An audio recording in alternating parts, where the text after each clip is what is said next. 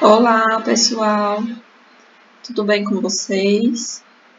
Hoje nós vamos discutir um pouco sobre o fluxo geral de credenciamento ou as formas de habilitação dos serviços de saúde, de média e alta complexidade na prestação de serviços no Sistema Único de Saúde, tá? Eu sou a professora Jamile e a gente vai dando continuidade às nossas aulas à distância, dessa forma, tá? Então, turma, para que haja a institucionalização das redes de atenção à saúde e para que essas redes elas cumpram seu papel de assistência integral ao indivíduo, né, principalmente a todos os usuários do sistema, é imprescindível que a atenção primária à saúde ela organize toda essa rede, ela coordene toda essa assistência e todo o fluxo que vai se dar dentro dessa assistência. Mas para que se tenha um fluxo, ela tem que ter as instituições cadastradas, certo?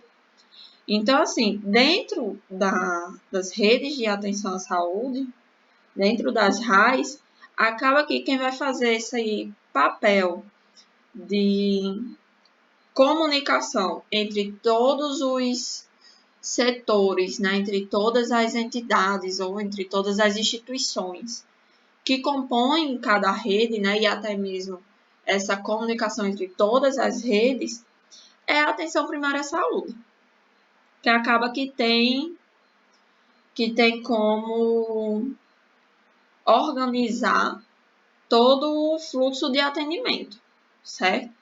E aí, pessoal, eu ressalto para vocês que existe um fluxo de atendimento, né? Existe encaminhamentos dentro de toda a rede, só que esses encaminhamentos eles têm que dar uma resposta, certo? Tem que ter um contrafluxo, tem que ter um retorno desse paciente para a atenção primária à saúde, para que ela esteja sempre acompanhando e avaliando aquele indivíduo e, mediante suas necessidades, encaminhando para outras referências ou não, certo? Mantendo todos os propósitos que são específicos às redes de atenção à saúde.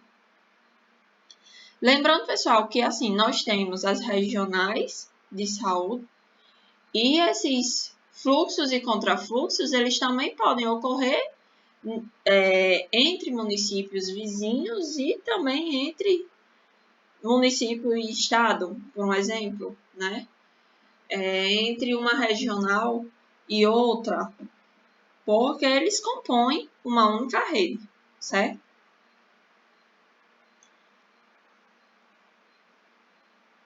Só que, pessoal, para que nós tenhamos uma rede, né, nós temos que saber que essa rede, ela é garantida através da gestão do Sistema Único de Saúde, em que essa gestão vai ocorrer nas 3 entidades, né? Ela é um sistema compartilhado, né? Um sistema de gestão tripartite e bipartite, né? Aí, tripartite por quê, professora? Porque engloba federação, estado e município, ou seja, nós temos o Ministério da Saúde, Secretaria Estadual de Saúde e Secretaria Municipal de Saúde, né? Então, assim, esses gestores, eles acabam sendo responsáveis por anexar ou por incluir novas instituições a essas redes de atenção à saúde. Vejamos, pessoal, se eu tenho uma rede, né, eu tenho várias redes de atenção à saúde que vão me garantir a assistência integral aos usuários do sistema, certo? Então, assim, eu vou ter que estar proporcionando a esses usuários entidades que os recebam e que garantam os objetivos das redes de atenção à saúde, certo? Que garantam a assistência àquele indivíduo. Então, aí nós temos que esses gestores acabam sendo responsáveis por criação dessas entidades para compor o sistema, para compor essas redes, pelo credenciamento ou habilitação de unidades já para que eles ofereçam esses serviços à saúde. Lembrando que esses serviços assistenciais, eles não são exclusivamente de instituições públicas. Eles também podem estar ligados a instituições privadas, certo? Além de instituições privadas, vão ser instituições tanto de atenção primária, saúde, né, atenção básica, como de média e de alta complexidade, federais, estaduais, municipais, né, de administração direta ou indireta da secretaria local ou do Ministério da Saúde, mas que tenham essas instituições, que essas instituições componham a rede de atenção à saúde, para que a gente possa garantir uma integração dessas instituições e, consequentemente, garantir uma boa assistência à saúde aos indivíduos, né, à nossa população. Ah, professora, mas a iniciativa privada ela pode também participar do SUS, né? Então, pessoal, ela pode, né, de forma complementar. Ou seja, naquela localidade não tem um atendimento específico, sei lá, um atendimento oncológico, então eu, como instituição privada, eu posso fazer um convênio com o Sistema Único de Saúde e passar a prestar essa assistência de forma complementar, ou seja, o que não tem no SUS naquela localização, certo? Eu vou vir a complementar a minha assistência pública. E essa assistência, ela pode ocorrer através de convênios, certo? Que esses convênios normalmente são feitos com instituições filantrópicas, são instituições sem fins lucrativos, né? Mas, de preferência, sempre está priorizando essas instituições filantrópicas para que haja esse convênio. Pode ser feita com entidades sem fins lucrativos, e aí seria firmado entre o gestor do SUS e o responsável dessa instituição, seja esse gestor do SUS estadual ou municipal, e pode ser feita também mediante contrato de prestação de serviço direto ao público, né, ou até mesmo por convênio, o qual pode ser feita ou esse convênio tanto com o município quanto com o Estado. No entanto, para que haja a participação da iniciativa privada dentro do sistema, essas deverão se submeter a todas as regras de regulação, de fiscalização, de controle da gestão do SUS, certo? Conforme as atribuições estabelecidas mediante cada gestão. Ou seja, apesar de eu ser iniciativa privada, né, eu estarei lá atendendo a um determinado setor, disponibilizando um determinado setor para o SUS, só que eu vou seguir as regras do Sistema Único de Saúde. Não serão as minhas regras particulares do hospital da iniciativa privada, tá, pessoal? Então, independente, pessoal, de ser um órgão público ou privado, existem critérios bem definidos, bem delimitados mesmo, para que seja adotado na escolha desses serviços, né? Com esses critérios, eu vou estabelecer parâmetros para que essas políticas de atenção elas sejam consigam ser aplicadas nessas instituições de saúde mediante as normas que são implementadas, né, que são liberadas pelo nosso Ministério da Saúde.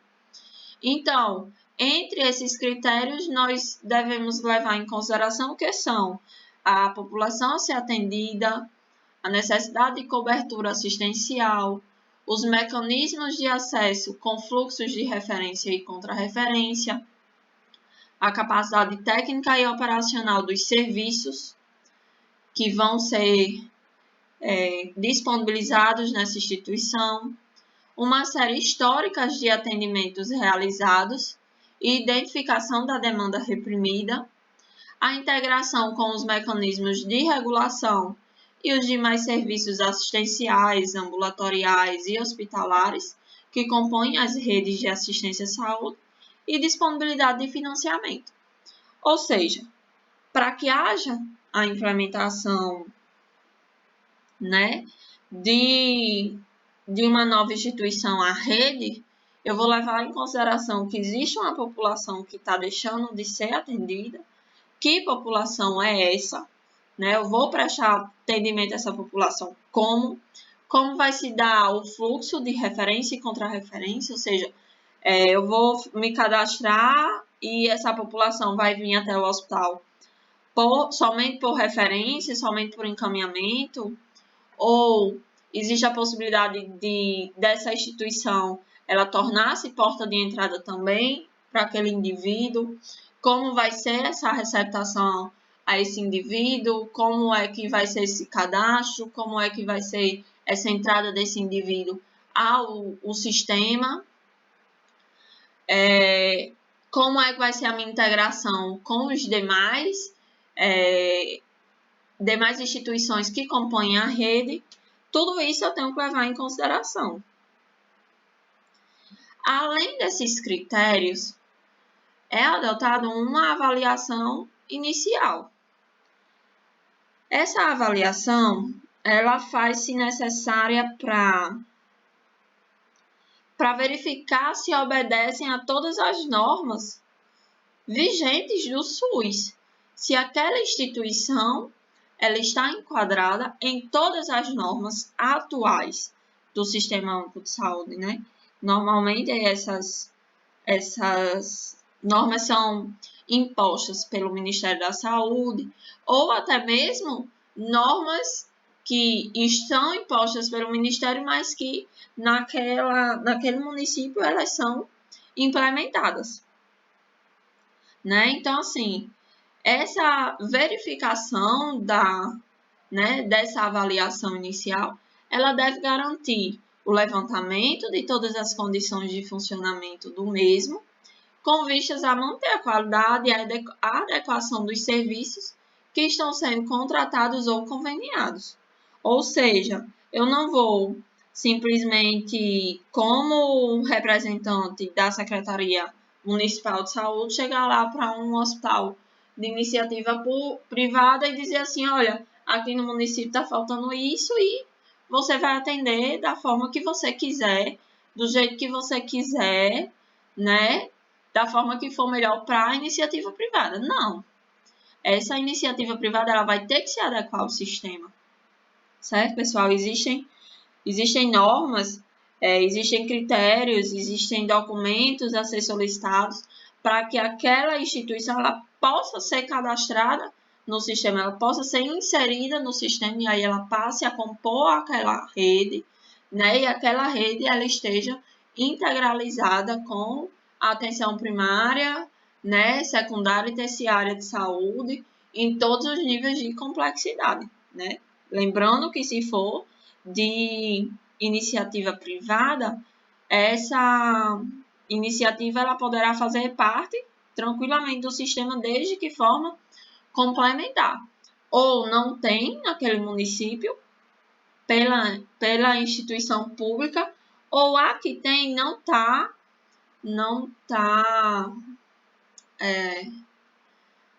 como é que eu posso dizer, gente? Não está dando de conta da demanda que se tem, certo?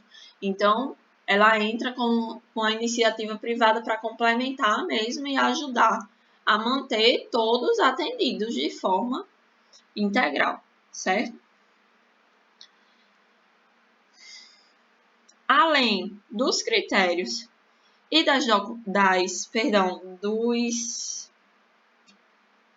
além dos critérios e da avaliação inicial, nós temos uma lista de documentação que é necessária para que haja o credenciamento desse estabelecimento na rede.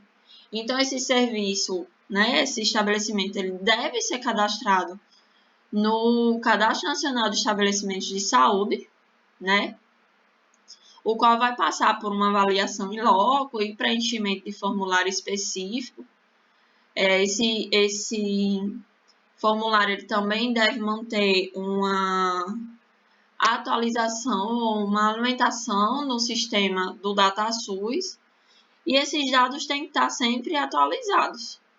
Aí inicia-se um processo com a solicitação por parte do estabelecimento ao gestor do SUS para integrar o sistema, ou seja, ele vai iniciar o processo solicitando ao gestor do SUS daquele local para fazer parte do sistema. Olha, eu gostaria de fazer parte do sistema ofertando tal serviço, certo? Além de que eu, como instituição, eu possa ofertar isso. E aí o gestor ele vai avaliar, certo?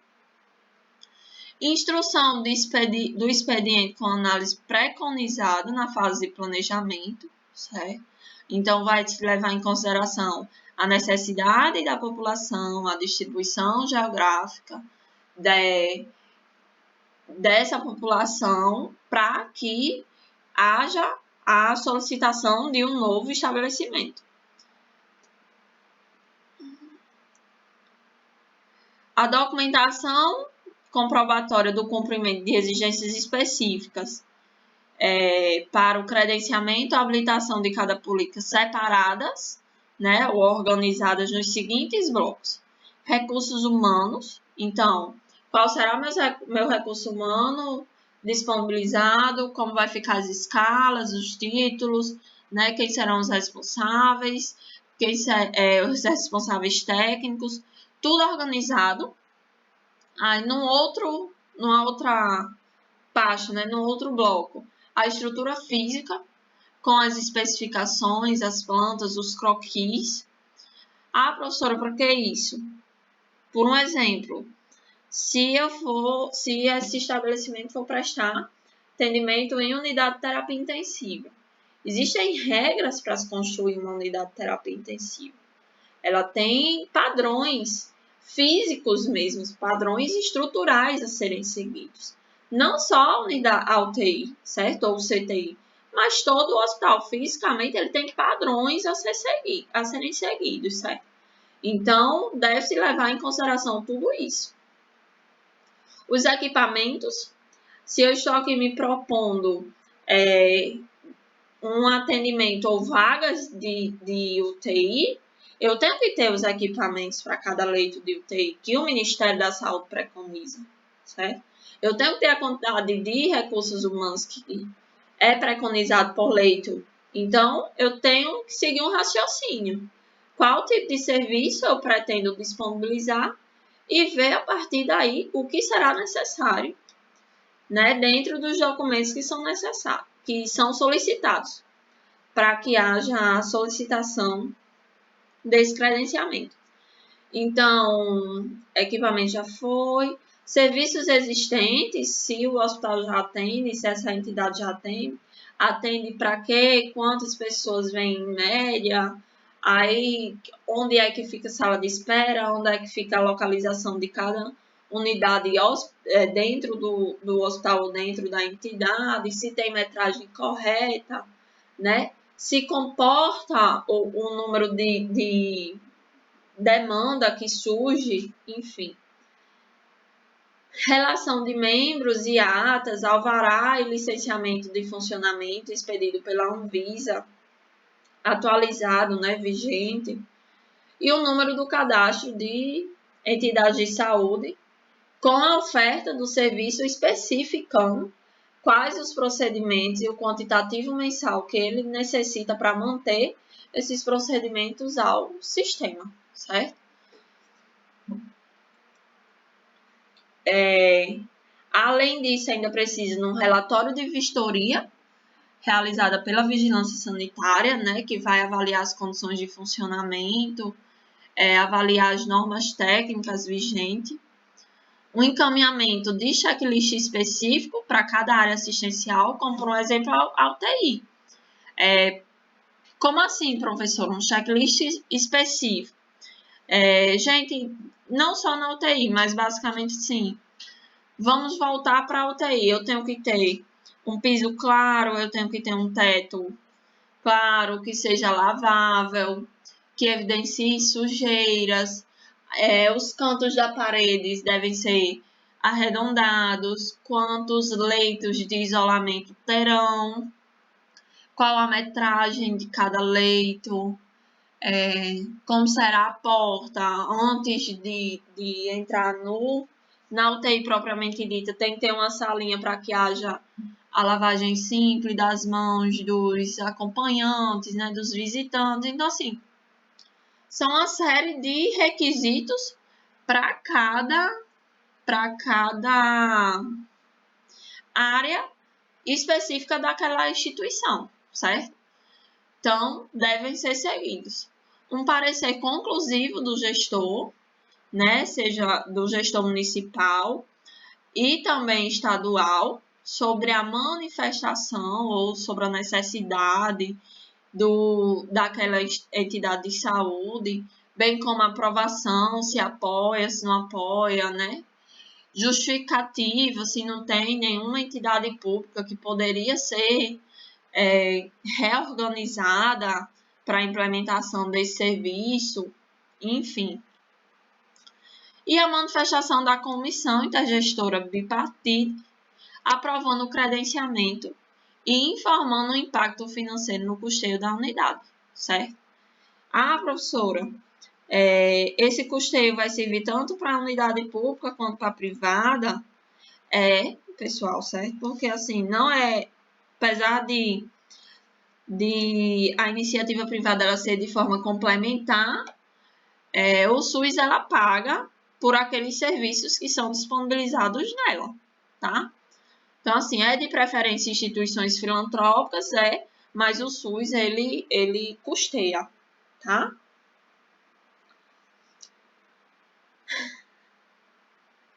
Ressaltando, pessoal, que aqui todo esse processo ele fica de responsabilidade do gestor do SUS e fica disponível para o Ministério da Saúde, certo? Então, assim, todo esse processo de solicitação, de avaliação, de emissões de relatórios, de emissões de parecer, eles vão sendo atualizados e ele fica disponível para o Ministério da Saúde, certo? Para qualquer avaliação ou auditoria que o Ministério da Saúde ele queira fazer na entidade, na instituição ou junto aos gestores.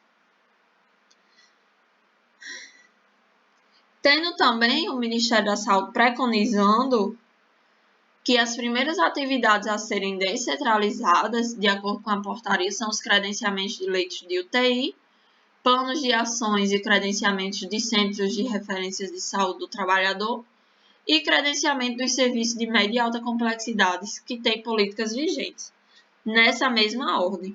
Então, prioritariamente, eu vou liberar os leitos de unidade de terapia intensiva, sendo necessário para cada um documentos específicos, como, por exemplo, o checklist da UTI, para avaliar a necessidade e avaliar se eles estão de acordo com as normas vigentes. Ressaltando que o Ministério da Saúde é quem fica responsável pela publicação da habilitação, certo, pessoal? Dessas entidades. Ou seja, deu certo toda a documentação, deu certo a avaliação inicial, há necessidade, né, há demanda para que haja a institucionalização dessa entidade de saúde. Vou solicitar, tudo ok, passou pelo Ministério, o Ministério aprovou, ele é que vai liberar a publicação no Diário Oficial da União e a inclusão dessa entidade no Cadastro Nacional de Estabelecimento de Saúde, certo?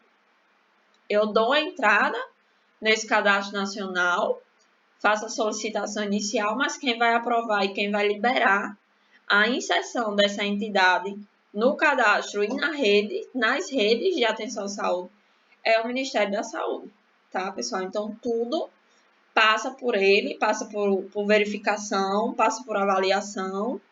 Lembrando que, independente da instituição, se for pública ou privada, eles são sujeitos à supervisão e auditoria do Ministério da Saúde, do Sistema Único de Saúde, né? Sabendo que essa fiscalização, essas auditorias, elas podem ocorrer de forma mensais, de forma trimestrais, de forma semestrais. O Ministério da Saúde ele não tem a obrigação de avisar a instituição. Olha, tal dia, tal horário, a gente está indo aí para auditar prontuários, auditar condutas de enfermagem, para ver se está tudo ok, para avaliar a estrutura física, para ver liberação e não é declaração. E documentação da Anvisa, né, que é a Agência Nacional de Vigilância Sanitária. Então, assim, ele vem para avaliar tudo, fica tudo ao critério dele. E caso as recomendações que o Ministério da Saúde propõe não estejam sendo seguidas, ele pode sim, ele tem competência técnica sim para ou isolar aquele setor ou multar a instituição de saúde, permitir um tempo de adequação antes de implementar a multa ou associar a multa com o tempo de adequação para que aquela instituição ela continue dentro da rede de assistência à saúde, para que aquela entidade ela continue na rede.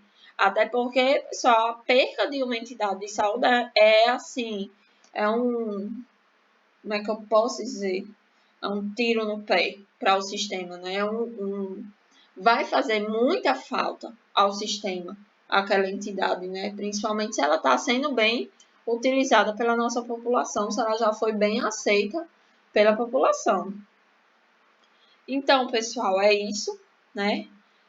Acredito que nós estamos aqui todos pelo SUS, apesar de ter bastante exigências, existem ainda algumas dificuldades, né? Dentre elas, a gente tem muita dificuldade quanto à reorganização, principalmente a reorganização da estrutura física de entidades já construídas, né? Então, é bem comum, principalmente nos estágios, a gente comparar o que nós estudamos, né, e o que está lá, mas aí a gente percebe que nosso sistema ele tenta se adequar para garantir essa assistência integral aos nossos usuários, tá?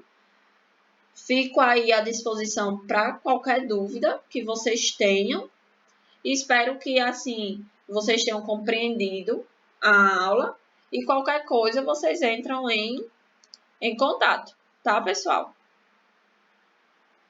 Bons estudos!